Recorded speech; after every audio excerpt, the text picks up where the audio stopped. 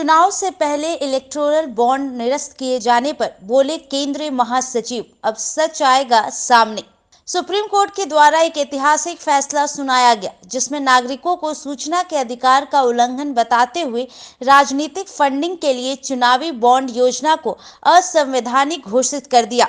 इसी विषय पर राजधानी रांची के झारखंड मुक्ति मोर्चा कार्यालय में पार्टी के केंद्रीय महासचिव सुप्रियो भट्टाचार्य ने प्रेस वार्ता की। पार्टी के वरिष्ठ नेता सुप्रियो भट्टाचार्य ने कहा कि आने वाला 23 मार्च ऐतिहासिक होगा। चुनाव से पहले इलेक्टोरल बॉन्ड को निरस्त किया गया, अब सबका सच सामने आएगा। एक बड़ी तारीख है,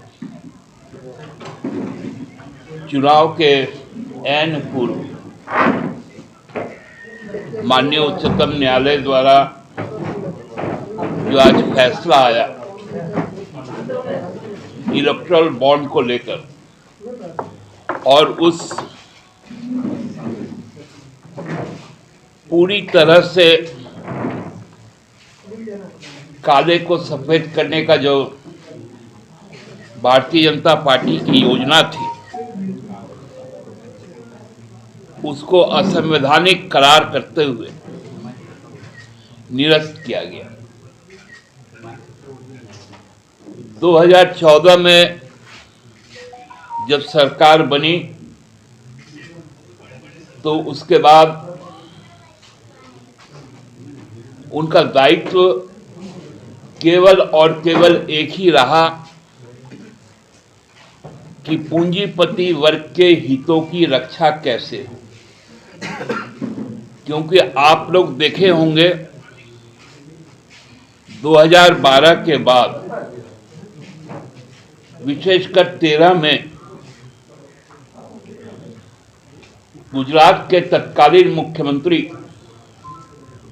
पूरे देश में रोज भ्रमण करते थे,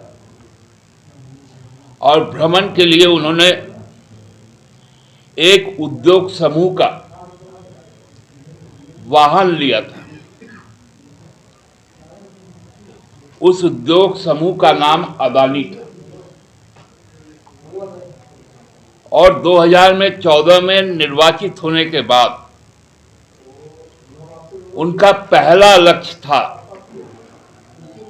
कि अदानी समूह, जो उस वक्त 10 बड़े उद्योग समूहों में सबसे नीचे था, उसको कैसे रातों रात विश्व के सबसे बड़े उद्योग समूहों के न केवल दौर में बल्कि सर्वोच्च 3 पदों में, 3 पायदान पर उनको रखा जाए। इसके लिए तत्कालीन वित्त मंत्री स्वर्गीय अरुण जेटली साहब, जो सुप्रीम कोर्ट के बहुत सीनियर लॉयर हैं, कानूनविद हैं, उनको एक विशेष टास्क दिया गया कि भाजपा का पेट तो भरना ही है, लेकिन उससे भी पहली प्राथमिकता अदानी को देनी। 2017 में पार्लियामेंट में एक कानून पेश हुआ, बिल पेश हुआ इलेक्टोरल बॉन्ड का, और उसको इस तरह से पेश किया गया मानो कोई क्रांतिकारी काम। क्योंकि 2016 की नोटबंदी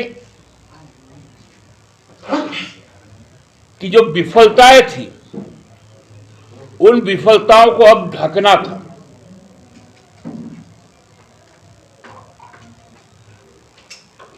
इसलिए कहा गया कि state bank of India election bond जारी करेगा।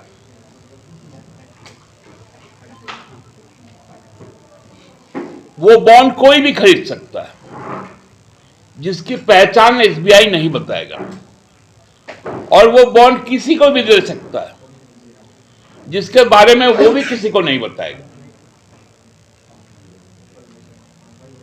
तब याद कीजिए, हम लोगों ने इस पर कहा था मैंने कि ये पूरा मनी लॉन्ड्रिंग का मामला है, धन शोधन का मामला है।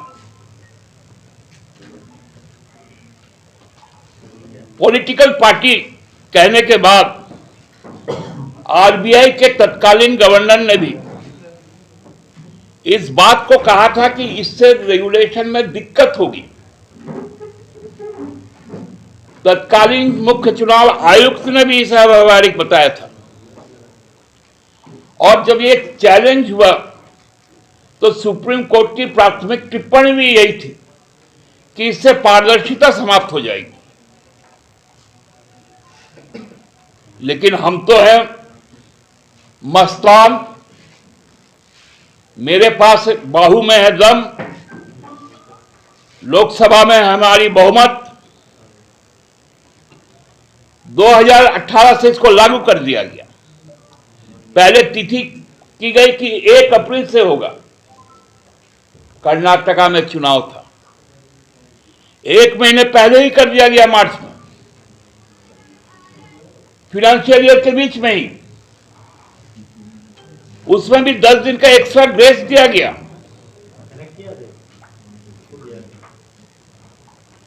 और जो इलेक्ट्रल बॉन्ड आए, जब उस पर आरटीआई हुआ तो कहा गया कि इस पर आरटीआई के दायरे से यह बाहर है।